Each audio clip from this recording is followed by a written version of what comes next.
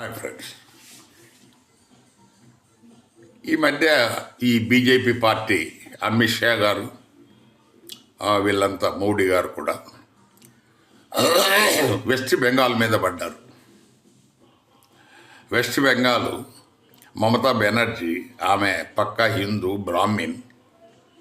ఆమె ఈ బంగ్లాదేశ్ వాళ్ళకు ఆశ్రయం కల్పించి బంగ్లాదేశ్ అంటే ముస్లిం కంట్రీకి ఆమె సహాయ సహకారాలు అందిస్తూ ఉంది. సో ఇన్ఫిల్ట్రేటర్స్ ఎవరైతే మనకు బయట నుంచి వస్తున్నారో వాళ్ళందరికీ ఆశ్రయం కల్పిస్తూ ఉంది అని ఆమె మీద పెద్ద ఎత్తున దాడి మొదలుపెట్టారు. వాస్తవానికి బంగ్లాదేశ్ ఇండియా బార్డరు అత్యంత పెద్దది, 4000 కిలోమీటర్ల పైనే ఉంది బార్డర్. సముద్ర మార్గం ఉంది, ల్యాండ్ మార్గమే కాకుండా. సో ఈ రకంగా ఎన్నో రూట్స్లో వాళ్ళు ఇన్ఫిల్ట్రేటర్స్ రావడానికి అవకాశం ఉన్న చాలా అత్యంత పొడవైన మన బార్డర్, ఇంటర్నేషనల్ బార్డర్ కలిగింది వెస్ట్ బెంగాల్కు, బంగ్లాదేశ్తో.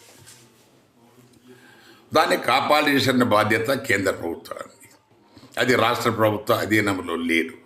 బిఎస్ఎఫ్ వీళ్ళంతా కేంద్ర ఆధీనంలోనే ఉంటారు.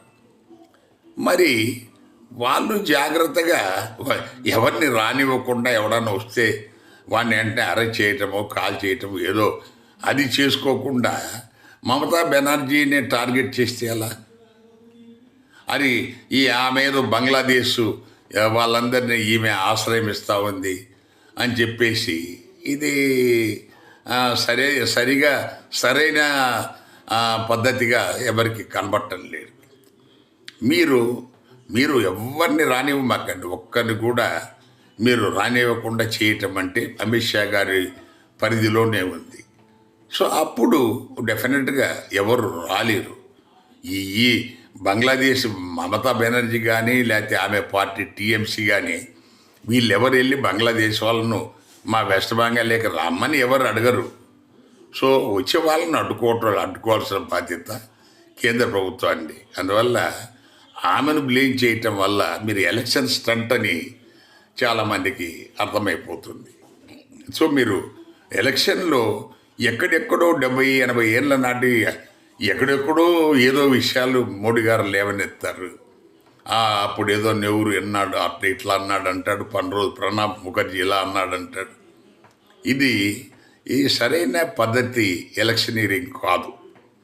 మీరు కరెంట్ సబ్జెక్ట్స్